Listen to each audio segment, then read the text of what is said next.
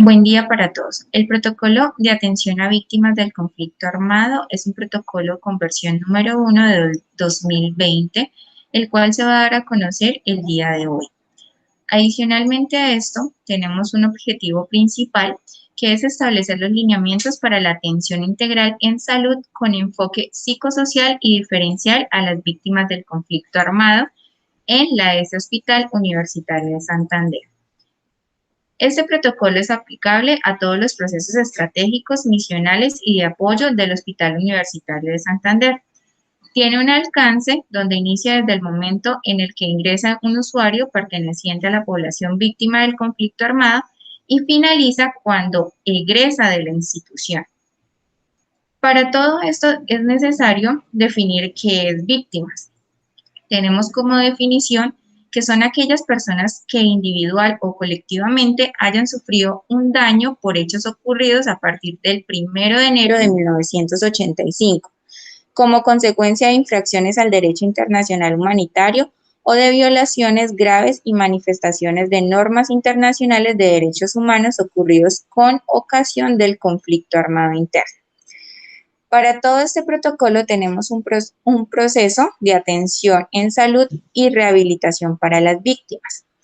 Este proceso se divide en diferentes etapas. La primera etapa es la atención prehospitalaria.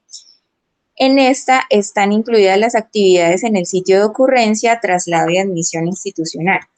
La segunda etapa es la atención de urgencias, donde hay atención inmediata sin discriminación alguna y es la que se hace al inicio de la atención en un servicio de remisión.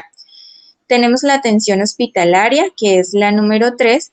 Son todas aquellas acciones de salud, médicas, quirúrgicas, rehabilitación y otras, las cuales se encuentran habilitadas para todo el proceso de atención a las víctimas. Adicionalmente a esto, tenemos una etapa cuarta, que es la rehabilitación funcional, donde intervienen las formas terapéuticas de rehabilitación intra y extra hospitalariamente. Tenemos una etapa número 5, que es la de rehabilitación integral o inclusión, en la cual la persona se incorpora a su ámbito familiar, escolar o laboral y social y se radica todo el proyecto de vida de esta persona que está en esta situación de víctima. ¿Qué tenemos adicionalmente? Las acciones de dignificación. Estas acciones de dignificación están estipuladas en varios puntos. Uno de ellos es ofrecer un trato digno a la persona que en este momento estamos atendiendo, escuchar la víctima atentamente y permitirle que él hable y exprese todo su sentimiento, preguntarle cuáles fueron las causas o motivos por los cuales está como víctima, constatar que la información que la persona o el usuario nos brindó sea la correcta y sea veraz.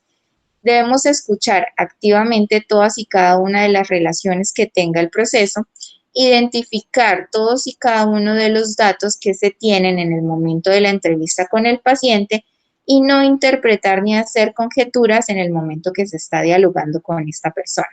Adicionalmente, debemos ayudar a la persona a direccionar todo el proceso de atención a la víctima en el desarrollo como tal que se tiene a nivel institucional.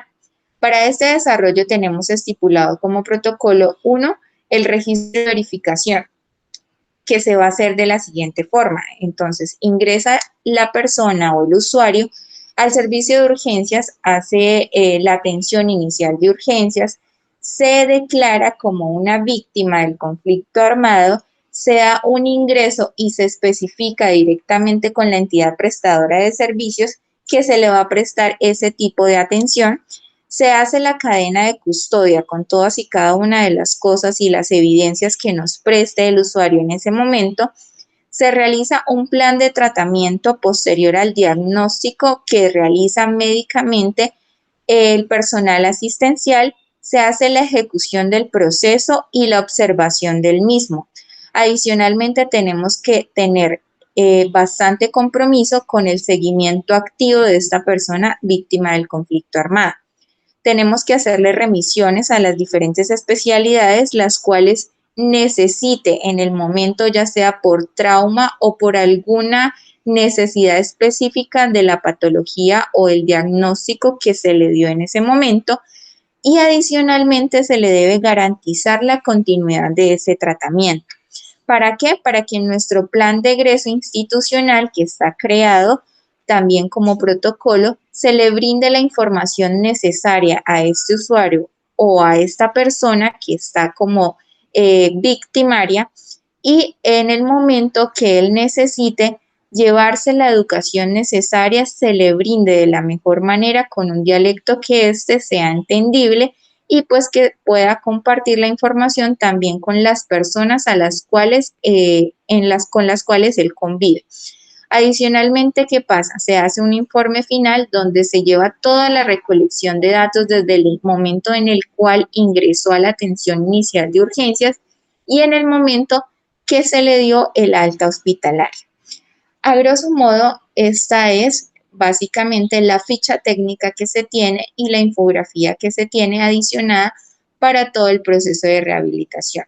Es básicamente identificar a la víctima, darle un trato humanizado, un trato digno y aclarar todas sus dudas en el momento específico. Agradecemos la atención prestada por el momento que nos brindaron y toda persona que se encuentre víctima del conflicto armado, siempre direccionarla tanto a las oficinas de trabajo social como en el ingreso de la admisión y declararla como tal víctima del conflicto. Gracias.